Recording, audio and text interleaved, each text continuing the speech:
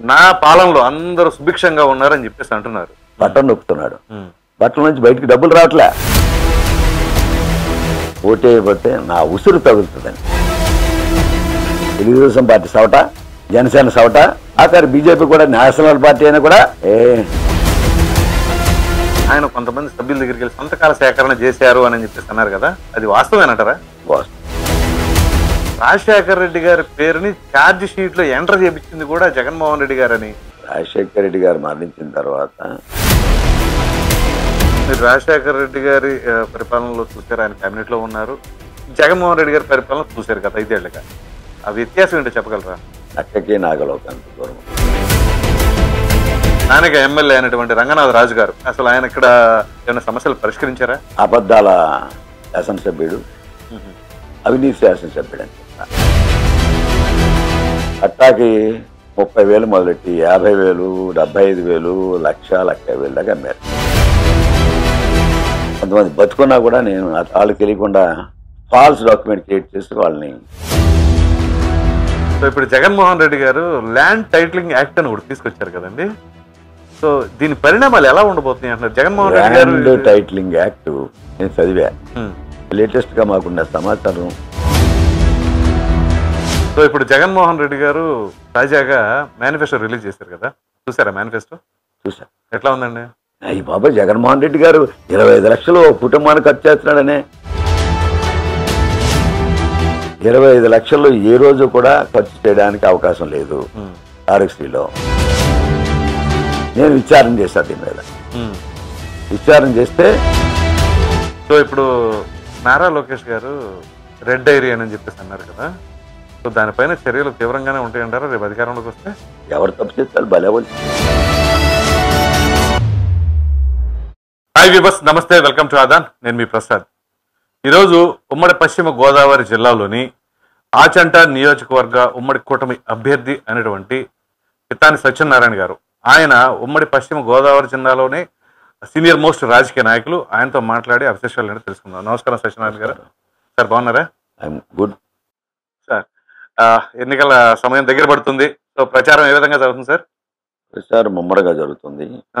ఇంటింటికి ప్రజలను కలడంలో పూర్తి స్థాయిలో కలిసి పూర్తి చేయడం జరిగింది. మరొక్కసారి కార్యకర్తలు కలుస్తున్నారు. అట్లాగనే మా ఫ్యామిలీ నుంచి కూడా, ఓకే, మా చిల్డ్రన్ కూడా కోడలతో పాటు ఇంటింట ప్రచారం జరుగుతూ ఉంది. ఓకే. ప్రజల నుంచి ఎటువంటి స్పందన వస్తుందండి? ప్రజల నుంచి ఒక పాజిటివ్ సంకేతం వస్తుంది. జగన్మోహన్ రెడ్డి చేసిన పరిపాలనలో అవినీతి అక్రమాలు ఎక్కువ ఉన్నాయి.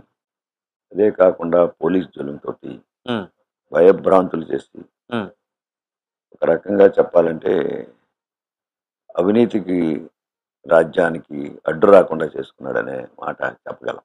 ఓకే. ఒక బీసీ సామాజిక వర్గానికి చెందిన మీరు మరి జగన్మోహన్ రెడ్డి గారేమో నా బీసీలు నా ఎస్సీలు అని చెప్పేసి చెప్తా ఉండి అనేక సంక్షేమ పథకాలు ప్రవేశపెట్టాం, నా పాలనలో అందరూ సుభిక్షంగా ఉన్నారని చెప్పేసి అంటున్నారు. మరి దానికి మీరేమంటారు? నా బీసీలు, నా ఎస్సీలు, నా మైనారిటీలు, నా మహిళలు, ఇది స్లోగన్ అయింది. అవును. వాస్తవాలకు వెళ్ళినప్పుడు నా ఎస్సీలు అనుకున్నప్పుడు ఎస్సీలు అత్యంత ఓట్లు వేసింది జగన్మోహన్ రెడ్డికి. అవును. కారణం ఏంటంటే అతనికి కాంగ్రెస్ యొక్క నామరూపాలు పోయినప్పుడు కాంగ్రెస్తో ఉండే సన్నిహిత సంబంధాలు షెడ్యూల్ కులాలకు సంబంధించినంత వరకు పూర్వపు కాంగ్రెస్ ఈ రాష్ట్రంలో రాష్ట్ర విభజన తర్వాత లేకపోవడం వల్ల వైఎస్ఆర్ కాంగ్రెస్ కూడా కాంగ్రెస్ అని నమ్మి యాంటీ టీడీపీ వర్గమైన సామాజిక వర్గం జగన్మోహన్ రెడ్డికి అండగా నిలిచింది. 2014 నుంచి 19 విస్తృతం కలిగింది. కరెక్ట్. దాంట్లో భాగంగానే అతనికి అడ్వాంటేజ్ కూడా అత్యంత మెజార్టీ రావడానికి ప్రధానమైన కారణంగా నేను భావిస్తూ ఉంటాను. కారణం ఏంటంటే నేను కూడా ఒకనాడు కాంగ్రెస్ మ్యాన్. రాష్ట్ర విభజన తర్వాత కాంగ్రెస్ పార్టీలో వదిలి తెలుగుదేశం పార్టీ రావడం జరిగింది. వచ్చిన మార్పులో చూసినట్టయితే ఏ సామాజిక వర్గాలు కాంగ్రెస్లో ఉన్నాయో నాకు తెలుసు, ఏ సామాజిక వర్గాలు తెలుగుదేశం పార్టీకి ఉన్నాయని కూడా తెలుసు. మరి 2014 తర్వాత జరిగిన పార్టీ మార్పుడు వలనాలు ఇప్పుడుండే కేడర్ కానీ, ఆయా సామాజిక వర్గాలు కానీ, పార్టీలకు అతీతంగానే పార్టీలకి యొక్క ఆలోచనతోటే మారారు తప్ప, ఓకే. పార్టీలకి అతీతంగా మారలేదు. సో, అయితే మీరు 2009లో కాంగ్రెస్ పార్టీ అభ్యర్థిగా పోటీ చేశారు, గెలుపొందారు, మంత్రి కూడా అయ్యారు. అయితే దాని తర్వాత జరిగిన పరిణామాల నేపథ్యంలో 2014 వచ్చేసరికి మోస్ట్ ఆఫ్ అంటే మెజారిటీ పర్సెంటేజ్ కాంగ్రెస్ పార్టీ నాయకులందరూ కూడా జగన్మోహన్ రెడ్డి గారితోనే ట్రావెల్ చేశారు 2014 నుంచి. కానీ మీరు దానికి విరుద్ధంగా తెలుగుదేశం పార్టీలోకి వచ్చారు. దానికి గల కారణం ఏంటంటారు? ఒకటి, ఓదార్పు యాత్ర మొట్టమొదటిగా ప్రారంభించింది పశ్చిమ గోదావరి జిల్లా. హ్మ్. ఆనాటిగా నేను మంత్రిగా ఉన్నా. హ్మ్. జగన్మోహన్ రెడ్డిని ఓదార్పు యాత్రలో 72 గంటలు తిప్పిందని కూడా నేనే. ఓకే.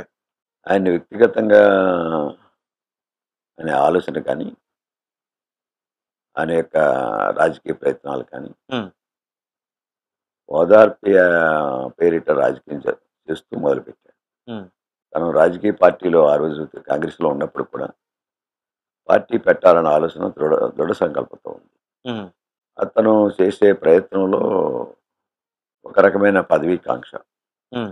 ఒక ప్రయత్నం చేస్తున్న సందర్భంగా పొలిటికల్ ఏమైనా కానీ పొలిటికల్ యొక్క ఆలోచనలు కానీ హ్మ్. న్యాచురల్గా కనిపించలే. ఓకే. న్యాచురల్గా కనిపించినప్పుడు మనం ప్రయాణం చేయడం అంత మంచిది కాదు, అని మీకు వయసు అనిపించింది. రీత్యా, హ్మ్. రాజకీయాల రీత్యా హ్మ్.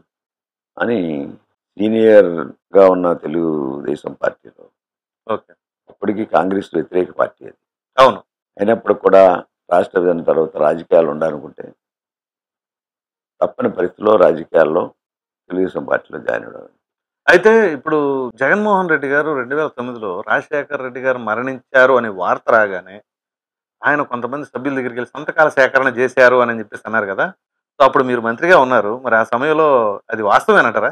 వాస్తవం. ఆ! అంతలో నేను చేయలేదు కానీ, ఆ! నేను రాజశేఖర రెడ్డి గారు మరణించారన్నప్పుడు హ్మ్. ఎక్కడైతే ఏ ఏ ప్రాంతంలో మరణించారో అనుమానాలు ఉన్నాయో, పావురాలగుట్ట పౌరాలగుట్ట ఎడిబుల్ ప్రాయం. ప్రాంతం నేను వెళ్ళలేదు కానీ, హ్మ్. ఆ రాత్రికి హ్మ్. మధ్యాహ్నం కల్లా హ్మ్. మరణించారనే దృక్పథం వచ్చిన తర్వాత హ్మ్. నేను కూడా కేబినెట్ మంత్రిగా ఉన్నాను కదా. అవును. కొంతమంది కేబినెట్ మంత్రులందరూ కలిసి హ్మ్. ప్రయాణమై శ్రీశైలం దాకా వెళ్ళాం. హ్మ్. రాత్రికి శ్రీశైలంలో నిద్ర చేసాం. హ్మ్.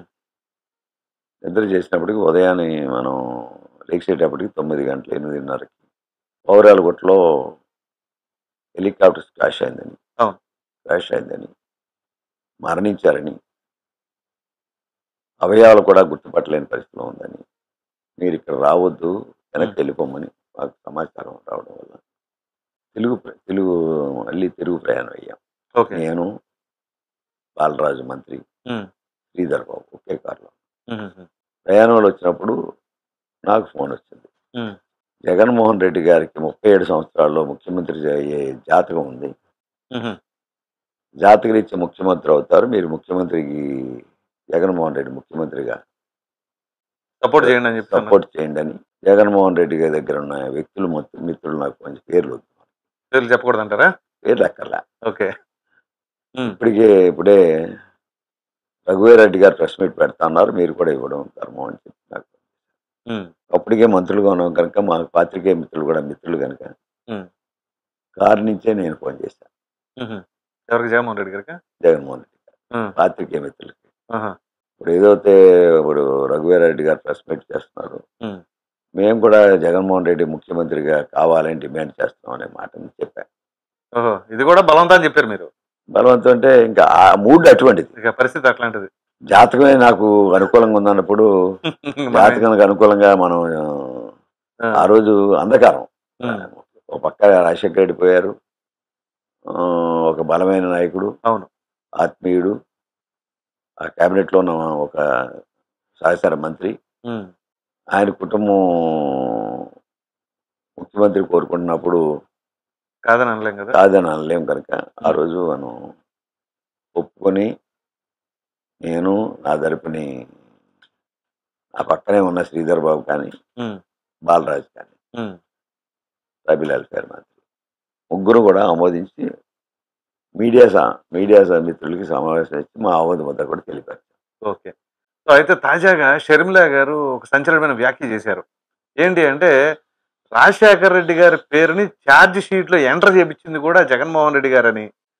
సో దానికి కృతజ్ఞతగానే ఏదైతే పొన్నవోలు సుధాకర్ రెడ్డి ఉన్నారు చూసారా? ఆయన్ని అడిషనల్ అడ్వకేట్ జనరల్ చేశారు అని చెప్పేసి అన్నారు. వాస్తవమేనంటారా అది?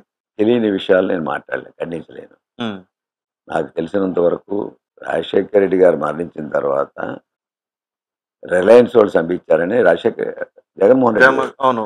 నిరసన ఆ కార్యక్రమాలు చేశారు. రిలయన్స్ యొక్క సంస్థలు కూడా స్టోర్లు పగలగొట్టారు. ధ్వంసం చేయడానికి ప్రయత్నం చేసిన జగన్మోహన్ రెడ్డి హ్మ్. ఇవాళ రిలయన్స్ సంస్థల యజమానులతోటి ఒప్పందాలు చేసుకుని వ్యాపారాలు చేసుకుంటా ఉన్నాడు. రెండు వాళ్ళకు కూడా ఎంపీ ఇచ్చాడు, రాజ్యసభ ఎంపీలు ఇచ్చారు కదా. ఇచ్చాడు. హ్మ్. రాజకీయ నీతి లేదు అతనికి అనేది నా ఆలోచన. ఓకే. స్పష్టమైన తండ్రి మీద ఉన్న గౌరవం కానీ హ్మ్. వ్యవస్థల మీద నువ్వు ఇచ్చిన మాటకి, నువ్వు ఇచ్చిన మాట్లాడిన మాటకి హ్మ్. ఈరోజు నీకు విలువ లేని రాజకీయవేత్త అంటాను. ఓకే.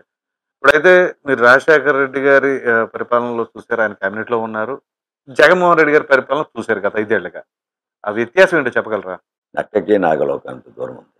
అంటే one shot. One shot. Okay. అయితే ఇప్పుడు మీ స్థానిక ఎమ్మెల్యే అయినటువంటి రంగనాథ్ రాజు గారు, ఆయన పట్ల అంటే ప్రజల స్పందన ఎలా ఉంది? అసలు ఆయన ఇక్కడ స్థానిక సమస్యల పైన గాని, ప్రజల పట్ల గాని ఏవైనా సరే ఈ గత 5 సంవత్సరాలుగా ఏమైనా సమస్యలు పరిష్కరించారా? నేను రంగరాజరాజు గారి గురించి నేను చెప్పలే. కారణం ఏంటి, ప్రజలు చెప్పాలి అది. హ్మ్. అంటే ప్రజల దగ్గరికి మీరు వెళ్తారు ప్రజల కదా? దగ్గర ఉండే సమస్యలు నా దగ్గరికి వచ్చినాయి అన్ని కూడా హ్మ్. ఏ ఒక్కటి తీర్చలేడు. అబద్ధాల శాసనసభ్యుడు, హుహు. అవినీతి శాసనసభ్యుడు అని చెప్తా. ఇళ్ల పట్టాలు అమ్ముకున్నాడు, ఇసుక అమ్ముకుంటా ఉన్నాడు, హుహు. మట్టి అమ్ముకుంటా ఉన్నాడు, హ్మ్. ఆఖరికి రైస్ మిల్లు ద్వారా అవినీతి చేస్తా ఉన్నాడు. రైతుల్ని 40 కేజీలకి 5 కేజీలు ధాన్యం కరువు చేసి హుహు. మాయిస్టర్ని తీసుకున్నాడు. హుహుహు. ఆఖరికి ఈరోజు నా దగ్గర కొన్ని డాక్యుమెంట్స్ ఉన్నాయి. భారతీయ విద్యాభవనం ఎప్పుడో చచ్చిపోయిన 2 సంవత్సరాలు చచ్చిపోయినట్టు, ఇప్పుడే చచ్చిపోయినట్టు హుహు. డాక్యుమెంట్స్ క్రియేట్ చేశారు. డాక్యుమెంట్, ఫేక్ డాక్యుమెంట్ తోటి హ్మ్. ఆ యొక్క సభ్యుల్ని రిటైర్ అయినట్టు నేను ఉన్నారు. 2 వ్యక్తులు చచ్చిపోయిన వ్యక్తులు 3 సంవత్సరాల క్రితం, 2 సంవత్సరాల క్రితం చచ్చిపోయిన ఓకే. వ్యక్తులు కూడా. కొంతమంది బతుకున్నా కూడా నేను వాళ్ళకి తెలియకుండా హ్మ్. ఫాల్స్ డాక్యుమెంట్ క్రియేట్ చేసి వాళ్ళని భారతీయ విద్యాభవన్ని తొలగించిన ఓకే. మహాగణుడు హుహు. రంగరాజ్ అని. హ్మ్.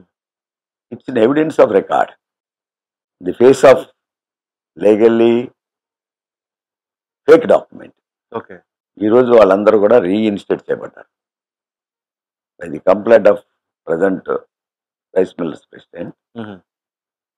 భారతీయ విద్యాభవన్ యొక్క కేంద్ర స్థానానికి వెళ్ళి ఇటువంటి ఫేక్ డాక్యుమెంట్స్ పెట్టి రంగరాజు, ఆనాడు రైస్ మిల్ అధ్యక్షుడు, హ్మ్. ఒకనాటి మంత్రి, ఈనాడు శాసనసభ్యుడు, అధికార మదంతో ఇవన్నీ చేసేశాడు, ఫాల్స్ చేశాడు. ఆఖరికి భారతీయ విద్యాభవన్ కూడా పర్సనల్ అకౌంట్ చేసి డ్రా చేశాడనే మాటని రికార్డెడ్గా కంప్లైంట్ చేశారు. ఓకే. అలాంటి అవినీతి పరుడు అని చెప్పగలను. సో ఇల్లు డాక్యుమెంట్స్ అమ్ముకున్నారు అది అని చెప్పేసి ఇళ్ల పట్టాలు అమ్ముకున్నారు అంటున్నారు ఏంటండి? ఇళ్ల పట్టాలు ఏ ఇళ్ల పట్టాలు అవి? సెంటు సెంటున్నర భూమి జగనన్న ఇళ్ల పట్టాలా? జగనన్న పెట్టాలని కూడా పట్టాకి 30,000 మొదలెట్టి 50,000, 75,000, 1,00,000, 1,50,000 దాకా అమ్మారు హుహు. ఒక పట్టాను. ఓకే. సో దానికి ఆ. నాకు తెలీదు అని అంటాడు. హుహు. తెలియకుండా ఎలా అవుతుంది? హ్మ్. శాసనసభ్యుడు నాకు తెలియకుండా హ్మ్. గ్రామ స్థాయిలో పట్టాలు అమ్ముతుంటే నాకు తెలియదు. It's recorded evidence. హ్మ్. నేను కూడా కలెక్టర్కి సబ్మిట్ చేశాను. రికార్డెడ్ తోటి ఎన్ని పట్టాలు అలాగే అమ్మారు, ఏ రేట్కి అమ్మారు, హుహు. ఏ విలేలు అమ్మారు, ఎన్ని హ్మ్. పట్టాలు అమ్మారు హ్మ్. అన్నాడు. కలెక్టర్కి నేనే ఇచ్చాను by hand with my signature. Okay. మరి దానిపైన ఇస్తే చర్యలు ఏమైనా ఉన్నాయా? సరే లేవు. ఆ రాత్రికి కట్టకట్ట హ్మ్. ఆనాటి మంత్రి రంగరాజు గారి ఇంటికి వెళ్ళిపోయాయి. ఓకే. ఐఏఎస్ ఆఫీసర్ల పరిస్థితి ఇది ఈ రాష్ట్రంలో జగన్మోహన్ రెడ్డి ప్రభుత్వంలో. అంటే వ్యవస్థల గౌరవం లేదు. ఒక ఐఏఎస్ ఆఫీసర్ చేయవలసిన కర్తవ్యాన్ని, గౌరవాన్ని మంటలో కలిపినాడు కలెక్టర్. సో ఇప్పుడు మీరు ఐఏఎస్ ఆఫీసర్లు అంటున్నారు కదా, ప్రస్తుత చీఫ్ సెక్రటరీ అయినటువంటి జవహర్ రెడ్డి గారు మొన్న ఏదైతే పెన్షన్ల పంపిణీ కార్యక్రమం ఉందో ఆ కార్యక్రమానికి సంబంధించి మీ ప్రతిపక్షాల వాళ్ళు అంటే తెలుగుదేశం పార్టీ కావచ్చు, జనసేన వాళ్ళు కావచ్చు, వీళ్ళందరూ కలిసి ఈ విధంగా కంప్లైంట్ చేసి ఎలక్షన్ కమిషన్కి ఏదైతే వృద్ధులు, మహిళలు వాళ్ళు ఉన్నారు కదా లబ్ధిదారులు, వాళ్ళకి అందనీయకుండా చేసి ఇలా 30 మందికి 33 ముగ్గురు చనిపోవడానికి కారణం అయ్యారు అంటున్నారు. దీనిపైన మీ స్పందన ఏంటండి? అది ఈనాటి ప్రభుత్వం కేర్ టేకర్ గవర్నమెంట్. హ్మ్. జగన్మోహన్ రెడ్డి డైరెక్షన్స్ కూడా ఉంటాయి. లేవని అనుకోక్కర్లేదు. ఓకే. ఎందుకంటే కేర్ టేకర్ గవర్నమెంట్లో ముఖ్యమంత్రి care taker, hmm. Cabinet is take care, hmm. Care taker government. అవును. CS is under the control of CM, సీఎంఏ కదండి. Still CM hmm. Under the cabinet. Hmm. But election commission నుంచి చెప్పు ముఖ్యమంత్రి బయటికి మాట్లాడలేడు, కానీ మాట్లాడకూడదు కనుక మాట్లాడలేడు. త్రూ సీఎస్ మాట్లాడేస్తున్నారు. సిఎస్ మాట్లాడాలా? హ్మ్. అతను చేసింది ఏంటి? ఈవేళ కోకొల్లలుగా సచివాలయ సిబ్బంది ఉన్నారు. అవును. ప్రతి 2000 జనాభాకి 11 మంది సచివాలయ సిబ్బంది. హ్మ్. అలాగే పంచాయతీ కార్యాలయాలు, హ్మ్. మున్సిపల్ కార్యాలయాలు, హ్మ్. ఎక్కడ ఏ కార్యాలయం లేదు. ప్రతి 2000 మున్సిపాలిటీలోనూ 2000 జనాభాకి 11 మంది. డిఫరెంట్ క్యాడర్, డిఫరెంట్ డిపార్ట్మెంట్స్ కలిపి ప్రతి 2000 జనాభాకి 11 మంది సచివాలయ సిబ్బంది అవసరం ఉన్నారు. లేకుండా కూడా అపాయింట్ చేసి సచివాలయాలను పెట్టి జగన్మోహన్ రెడ్డికి బొమ్మ పెట్టించారు. హ్మ్. స్థానిక మున్సిపల్ చైర్మన్కి అధికారం లేదు. గ్రామ సర్పంచ్ స్థానికంగా గ్రామ సర్పంచ్కి ఆ వ్యవస్థ మీద అధికారాలు లేవు. అటువంటి వ్యవస్థలో నీకు డైరెక్ట్గా లింక్ అయిన సచివాలయం లింక్ అయిన వ్యవస్థను కూడా ఉపయోగించుకోలేదు వాస్తవం. అవును. అటువంటి వ్యవస్థను ఉపయోగించుకోకుండా ఏదోలాగని ప్రతిపక్షాలు మా వాలంటీర్లు తీసేశారు కనుక వ్యవస్థ కుంగిపోయి అనే మాట చెప్పించడానికి చేసిన ఒక ప్రయత్నమే. దానికి మూలకారకుడు ఇవాళ డైరెక్ట్గా చెప్పాలంటే చీఫ్ సెక్రటరీ అవుతాడు. అవును. అధికారులే మూలకారకులు అవుతారు. దాంట్లో మొగోటం లేదు. రేపు కరెక్ట్ ఆల్సో. రేపు ఒకవేళ ప్రభుత్వాలు మారిన తర్వాత మరి అధికారుల పరిస్థితి ఏంటి? బలైపోతా ఉంటారు కదా ఇట్లాంటివన్నీ చేస్తే. ఎవరు తప్పు చేస్తే వాళ్ళు బలవలసిందే. దీంట్లో మొగోటం లేదు కదా. కొత్తగా ఏమొచ్చింది? వాలంటీర్లు ఎందుకు అయ్యారు? వాలంటీర్ వ్యవస్థను ఎందుకు పక్కన పెట్టారు? వాలంటీర్ వ్యవస్థని ముందు నుంచి చెప్తా ఉన్నాం మేము. తెలుగుదేశం పార్టీ చంద్రబాబు నాయుడు గారు, పవన్ కళ్యాణ్ రోటే మాడతాను. దీంట్లో కూడా తప్పులు జరుగుతున్నాయి. వాలంటీర్ వ్యవస్థలని పవన్ కళ్యాణ్ పడితే ఆయన బొంబాటు చేసి అనేక పదాలతోటి హింసించి హింసాత్మకంగా ఇమిలేట్ చేసి స్టేట్మెంట్లు ఇప్పించారు. ఓకే, అప్పుడు కాదు అనుకున్నారు, ఏదో తప్పు మాట్లాడేశారని ప్రజలు అనుకునే పరిస్థితి వచ్చేది. After seeing this election start అయిన తర్వాత వాలంటీర్ వ్యవస్థ డైరెక్షన్ ఎలక్షన్ కమిషన్ అంతా మీరు పాల్గొకండి, ఎక్కడ న్యూట్రాలిటీ మెయింటైన్ చేయండి అని వాలంటీర్ వ్యవస్థకి క్లియర్ డైరెక్షన్ ఇచ్చింది election commission, CEO of the election commission. ఇచ్చిన తర్వాత కూడా రోజు ఎమ్మెల్యే దగ్గరికి వెళ్ళడం, లేదా మంత్రి దగ్గరికి వెళ్ళడం. వీళ్ళకి పాపం తెలిసి వెళ్తున్నారా తెలియక వెళ్తున్నారా, ఇన్ఫ్లుయెన్స్ చేస్తున్నారా తెలియదు, కానీ they gone the evidence of record he's produce to election commission. They are suspended and they are suspended day by day. The increasing the volunteer వ్యవస్థలో ఎలక్షన్ ప్రాసెస్లో ఎలక్షన్ కమిషన్ వ్యతిరేకంగా పాల్గొంటున్నారనే మాట బయటికి రావడం వల్ల మీరు ఎలక్షన్ అయ్యేంత వరకు మీరు డ్యూటీలో ఉండడానికి లేదు, జీతం తీసుకోండి తప్ప అని చెప్పారు. తప్పే ఉంది. మీకు వచ్చిన కంప్లైంట్ నిజంగా చెప్పాలంటే సస్పెండ్ అవుతే వాడు భవిష్యత్తులో ఉద్యోగానికి పనిచేయడు. Because of election commission. Still case is disposed. ఆ ఉద్యోగానికి పనిచేయడు వాలంటీర్కి, బయట ఉద్యోగానికి కూడా, ప్రభుత్వ ఉద్యోగానికి దేనికి పనిచేయడు.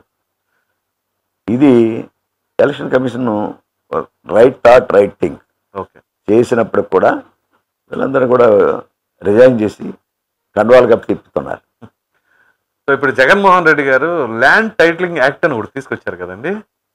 సో దీని పరిణామాలు ఎలా ఉండబోతున్నాయి అంటున్నారు జగన్మోహన్ రెడ్డి గారు? ల్యాండ్ టైటిలింగ్ యాక్ట్ నేను చదివా.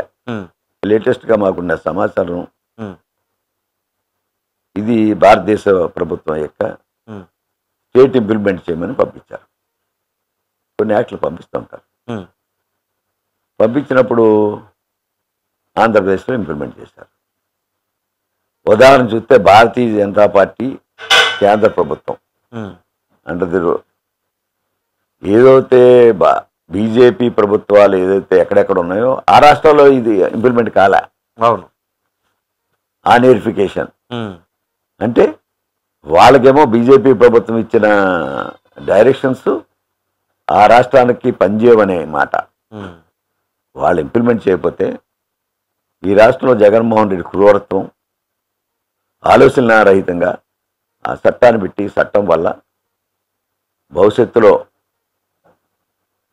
వాళ్ళకి ఒరిజినల్ డాక్యుమెంట్ ఉండదు, ఉమ్, డబ్బు కట్టడం తప్ప, పాస్బుక్లో ఎంటర్ రాయడం తప్ప, ఉమ్, పొరపాటుని ఆ పాస్బుక్లో ఎంటర్ చేసేటప్పుడు ఇంకోటికి ఎంటర్ అయితే ఉమ్. చూసుకోకపోతే ఆ డాక్యుమెంట్ ఎవరికి వెళ్ళిందో ఆడికి ఇంకా అప్పీల్ కూడా లేదు. 2 years అంతే, అంత చూసుకోకపోతే అంతే ఇక. ఆ, అది 6 నెలల తర్వాత కూడా ఒక రిక్వెస్ట్ పెట్టుకోవచ్చు, కానీ అది కూడా సరి చేయకపోతే ఇతరుల ల్యాండ్ పరాయి దత్తమయ్యే పరిస్థితి ఈ ఆ యాక్ట్ కొత్త వల్ల రిజిస్ట్రేషన్ యాక్ట్లో. ఉమ్, అది చాలా దుర్మార్గమైంది. భూ యజమాని యొక్క హక్కుల్ని కాలరాసే యాక్ట్ అది. చట్టంగా భావిస్తా ఉన్నాం. ప్రజల నుంచి పెద్ద ఎత్తున ప్రతిపక్ష పార్టీకి గోర పెడుతున్నారు. మేము కూడా దాని మీద అనేక సార్లు బహిరంగ చెప్పాం. రాష్ట్రపతికి అలాగే గవర్నర్ కూడా రిప్రజెంట్ చేశాం. ఈ యాక్ట్ వల్ల ఇబ్బంది పడుతున్నారు ప్రజలని. సో ఇప్పుడు జగన్మోహన్ రెడ్డి గారు తాజాగా మేనిఫెస్టో రిలీజ్ చేశారు కదా, చూసారా మేనిఫెస్టో? చూసాం. ఎట్లా ఉందండి? అసలు బుర్రలేని మేనిఫెస్టో చెప్పాలి. అదేంటి సార్? బుర్రలేనంటే ఉమ్, నా దగ్గర డబ్బులు లేవని చెప్పాడు, ఆయన నోటితో చెప్పాడు. ఉమ్, విన్నారో లేదు. ఉమ్, రెండో పక్కనే వాళ్ళ సెక్రటరీ ఎవరు, మన ఏ రెడ్డి గారు, జవహర్ రెడ్డి గారా? జవహర్ రెడ్డి కాదు, ఆయన CMO office, CM officer. CMO ఆఫీస్లో ఏమి ఇవన్నీ మన చేయగలిగినా అంటే అసలు అతనికి ఏం సంబంధం లేదు. ఉమ్, ఆయన అధికారి, CMO office, um, not in the political system. Um, election code of కండక్ట్లో ఉన్నప్పుడు అవును. వాళ్ళ పేరు ఉచ్చారణ చేయడానికి ఉమ్, అవకాశం లేదు అసలు legislative not a rightful thought, um, not a rightful voice. Um, అవును. కానీ ఆ విధంగా చేశారు. ఆ విధంగా కూడా చేశాడు. ఉమ్, ఏ ఒక్కటి చేశాడు. పెన్షన్ 2,000 నుంచి 3,000 చేస్తానని 5 సంవత్సరాలు పట్టింది. ఉమ్. అది కూడా జస్ట్ 2 months బ్యాకే కదా. 2 months back. అంతే 5 సంవత్సరాలు పట్టింది అన్న. ఉమ్, అవును. మళ్ళీ 3,500 చేస్తానంటాడు. దశల అది అది కూడా 5 సంవత్సరాలకి, దశల వారీగా. దశల వారికి 5 సంవత్సరాలకి. ఉమ్, అది చేస్తాడని నమ్మకం కూడా ప్రజల్లో పోయింది. ఉమ్, అది ఉదాహరణగా చెప్తా ఉన్నాను. Okay okay. అట్లాగా ఏది కూడా అమ్మఒడి అన్నాడు, అమ్మఒడి 15,000 అని 13 చేశాడు. ఉమ్, ఇప్పుడేమంటాడు, 17,000 చేస్తానంటున్నారు. నేను 15,000 ఇస్తాను, ఉమ్, రికార్డులో 17,000 చేస్తానండి. ఓకే. రికార్డులో 17,000 అండి, ఎందుకు కావాలది? ఉమ్, ఉమ్, ఉమ్, భాగవతం ఏంటి? నువ్వు 15,000 నేను తగ్గించాను, 15,000 నేను మళ్ళీ ఇస్తాను, ఆ డబ్బులు స్కూల్కి అని ఇంకో దానికొని ఎక్స్పెండిచర్, ఉమ్, అది బడ్జెట్ వేరే ఇవ్వచ్చు కదా. అవును. ఈ అకౌంట్కి ఎందుకు చూపించాలి? సో ఇప్పుడు ఏదైతే ఆరోగ్యశ్రీ, ఆ, ఆరోగ్యశ్రీ ఏముంది, 25 లక్షల ఆరోగ్యశ్రీ అంట కార్డు, అవును 25 లక్షలు. నేను ఆరోగ్యశ్రీ మంచి చేశాను. అవును చేశారు కదా. What is what, right. I know what is what. Um, 25 లక్షల్లో ఏ రోజు కూడా ఖర్చు చేయడానికి అవకాశం లేదు ఉమ్, ఆరోగ్యశ్రీలో. ఆరోగ్యశ్రీలో ఉన్నది ఒకనాడు 1,50,000 కుటుంబానికి, ఉమ్, తర్వాత 2 లక్షలు, తర్వాత 2,50,000. ఉమ్, నీకు ఎలాగొచ్చింది 25 లక్షలు? ఇది ఆశ్చర్యమైన విషయం నాకు. నేను విచారణ చేశాను దీని మీద. ఉమ్, విచారణ చేస్తే డఫ్ అండ్ డమ్ ఉమ్, కాక్లియర్ ఇంప్లాంటేషన్కి సంబంధించిన ఉమ్, ప్రత్యేక case study, case by case committee ఉండి ఇది ఇంప్లిమెంట్ చేసేవాళ్ళు. ఉమ్, యాజ్ ఎ మినిస్టర్ మైసెల్ఫ్ దాని కమిటీ ఉండేది, నేను కూడా చైర్మన్ దానికి. ఉమ్, దానికి ఒక బాడీ ఉండేది. Um, age between 3 and 7 years లోపలే ఆ కాక్లియర్ ఇంప్లాంటేషన్ సక్సెస్ఫుల్ రేటింగ్ వస్తుంది. Okay. Beyond 6 years 7 years it's a doubtful case. Um, అది కూడా ఎంత ఉండేది ఆ రోజుకి? నేను 2009 ఉమ్, 9కి మంత్రిని. అవును. 7,50,000 నుంచి it depends on the 11.5 lakhs. Okay. This is now ఎంత అయిందో నాకు తెలియదు, ఉమ్, కానీ 25 లక్షలు అవుతుందని ఈ ఉద్దేశం. కాక్లియర్ ఇంప్లాంటేషన్ కేసు ఏదో స్పెషల్ కేసులో వచ్చే కేసుని ప్రతి ఓడికి 25 లక్షలు చెప్పి ఈ మహాభాగ్యం జగన్మోహన్ రెడ్డి అని చెప్పుకునే పరిస్థితి, ఆపద్దపు ప్రకటనలు, ఆపద్దపు మాయమాటలు చెప్పే జగన్మోహన్ రెడ్డి పద్ధతిని ఎలాగ నమ్ముతామండి అనే మాటని ఈరోజు చెప్పదలుచుకున్నా. ఇప్పుడు మీరు చెప్పేంత వరకు కూడా అంత డీటెయిల్డ్గా 25 lakhs ఏ విధంగా ఉంటుంది అనేది కూడా ఎవరికి తెలియదు. ఈ రోజు కూడా 2.5 lakhs. అవునా? ఆయన 25 lakhs అనేది అయ్యి కాదు, ఆ కాగితం మాత్రం 25 లక్షలు. ఏదో అయ్యి బాబా జగన్మోహన్ రెడ్డి గారు 25 లక్షలు కుటుంబానికి ఖర్చు చేస్తున్నాడనే అభూత కల్పన మాయా ప్రపంచాన్ని నడుపుతున్న జగన్మోహన్ రెడ్డి. ఇది మన పబ్లిక్ తెలియవలసిన విషయాలు. అంటే ఏ రకమైన బోటపు ప్రచారంతో జగన్మోహన్ రెడ్డి స్విచ్ నొక్కుతున్నాడు, బటన్ నొక్కుతున్నాడు. బట్టల నుంచి బయటికి డబ్బులు రావట్లే. ఇవాళ అమ్మఒడి నొక్కాడు, ఈ రోజు కూడా అమ్మఒడి పడలే. డ్వాక్రా గ్రూపులు ఇంట్రెస్ట్ నొక్కే అన్నాడు, ఈ రోజు కూడా జమ కాలే. ఎన్నికల ముందు మా శాసనసభ్యుడు కాకేసి నీకు అమ్మఒడి ఇంట్రెస్ట్ పడాలంటే డ్వాక్రా, అప్పటికే ఎలక్షన్ కోడ్ వచ్చింది, నోటిఫికేషన్ రాలే. డ్వాక్రా సీఎల్ అందరూ కలిసి ఇది వెళ్ళకపోతే మీకు ఈ మీటింగ్ వెళ్ళాలా అని ఆటోలు పెట్టి పంపించి ఇంట్రెస్ట్ పడాలన్నా, రుణమాఫీలు జరగాలన్నా, డ్వాక్రా గ్రూప్ నీకు కొనసాగాలన్నా మీరు ఎమ్మెల్యే గారు పిలుస్తున్నారు వెళ్ళండి, ఆటో ఎక్కిచ్చారు. జెండాలు కూడా కట్టారు. జన సమీకరణ చేశారు. చేసి భోజనం పెట్టారు, చీర పెట్టారు, చీరలు కూడా పెట్టారు. ఇంకో మాట కూడా చెప్పారు, నా ఓటేయమని, ఓటేయకపోతే నా ఉసురు తగులుతుందని. ఎమోషనల్ బ్లాక్మెయిల్ అండి. Emotional blackmail. It's an evidence of women sector who are present in his chamber. అది డైరెక్ట్ ఎవిడెన్స్. సో అయితే ఇప్పుడు టీడీపీ, జనసేన, బీజేపీ పొత్తులో వెళుతున్నారు కదా. సో ఆ ఓట్ ట్రాన్స్ఫర్మేషన్ కానీ ఆ పార్టీస్ అన్నీ కూడా కన్సాలిడేట్ అయ్యి ఆ ఓటింగ్ అంతా కూడా ఖచ్చితంగా కూటమికి వచ్చే పరిస్థితులు ఉన్నాయా మీ నియోజకవర్గంలో ప్రత్యేకంగా? 99.9% ట్రాన్స్ఫర్ అవుతుంది vote. Clear cut evidence. Okay. Voice అన్ని సామాజిక వర్గాలు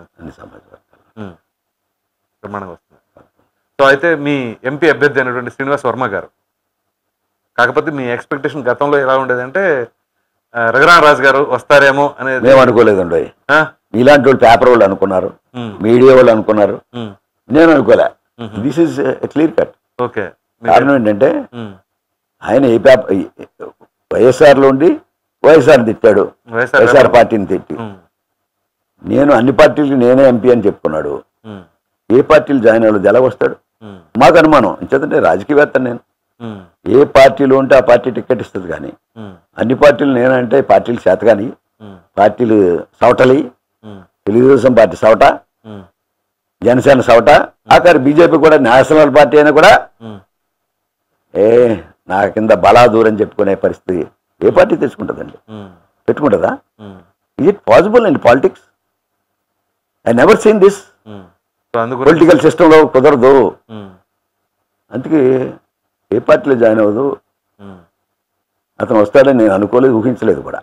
సో ఇప్పుడు శ్రీనివాస వర్మ గారికి ఏ విధంగా ఉంది ప్రజాదరణ ఈ పార్లమెంటరీ సెగ్మెంట్ లో? మీతో పాటు కూడా ఉంటాం. బీజేపీకి కొంత సెట్ బ్యాక్ ఉన్నమాట వాస్తవమే, కానీ day by day it's gradually motivation, pollution, alliance, it is become a stronger candidate, is going to win. Okay. So ఇప్పుడు నారా లోకేష్ గారు రెడ్ డైరీ అని చెప్పేసి అన్నారు కదా. సో దానిపైన చర్యలు తీవ్రంగానే ఉంటాయంటారా రేపు అధికారంలోకి వస్తే? అంటే అవినీతి చేసిన వాళ్ళు, అక్రమాలు చేసిన వాళ్ళు. ఏనండి, ప్రతి వాళ్ళు ప్రతిపక్షంలో ఉన్నప్పుడు మేము మాట్లాడవలసింది ధర్మం, చర్య తీసుకోవాలనే ఉద్దేశం ఉన్నమాట ఉండాలి కూడా. లేకపోతే హద్దులు మీరి ఈనాడు పోలీసు వ్యవస్థ ఎలా చేసింది తెలుసా? పోలీసు వ్యవస్థ రాజ్యాంగబద్ధంగా పనిచేయలేదు. Indian penal code, criminal procedure, రెండు చట్టాల మధ్యన పోలీసు వ్యవస్థ ఆ డ్రెస్కి అధికారం ఇచ్చాం. ఉమ్, కానీ అధికారులు ఏమయ్యారు, సీఎంఓ ఆఫీసుని ఎవడ కేసు కట్టమంటే కట్టేస్తున్నారు, ఎవడ గోడ దవడమంటే దొరికితే వ్యవస్థలు పాడు చేశారు. మేము బాధపడేది అదే. Um, constitutional rights of the police has destroyed their um. Dignity and decorum of their dress. So ఖచ్చితంగా వాటిపైన చర్యలు ఉంటాయి. తీసుకోవాలా? ఉమ్, తీసుకోకపోతే ఏమవుతుందంటే చర్య ఎంత ఉంటుందో వేరే విషయం, కానీ ఉమ్, కొంతమందిని చర్య తీసుకోవాలి. ఉమ్, దుర్మార్గులు ఉన్నారు, వ్యవస్థలు పాడు చేశారు. చేయడానికి కారకుడు ముఖ్యమంత్రి అయి ఉండొచ్చు. పొలిటికల్ సిస్టంలో administrative system, people representative act, 2 యాక్ట్లు ఉన్నాయి. అడ్మినిస్ట్రేటివ్ సిస్టంలో అధికారం, అడ్మినిస్ట్రేటివ్ అధికారులకి, ఐఏఎస్ ఐపీఎస్ అధికారులకి అవును. ధారాదత్తమైంది. ఉమ్, పొలిటికల్ సిస్టమ్ కాన్స్టిట్యూషన్లో పొలిటీషియన్స్కి ఏ హక్కులు ఉన్నాయో రాసింది. నీ హక్కుల్ని నువ్వు రకాలు రాసుకున్నప్పుడు, నీ హక్కుల్ని నువ్వు బరి తెగించినప్పుడు చట్టం will take their own course of action. So ఫైనల్గా చెప్పండి, మీ ఉమ్మడి పశ్చిమ గోదావరి జిల్లాలో ఉన్న 15 సీట్లకు గాను కూటమి ఎన్ని స్థానాలు గెలవబోతుందంట? నా అంచనాలతో 15కి 15. No doubt about that. No doubt at all. Okay sir, thank you so much. Right.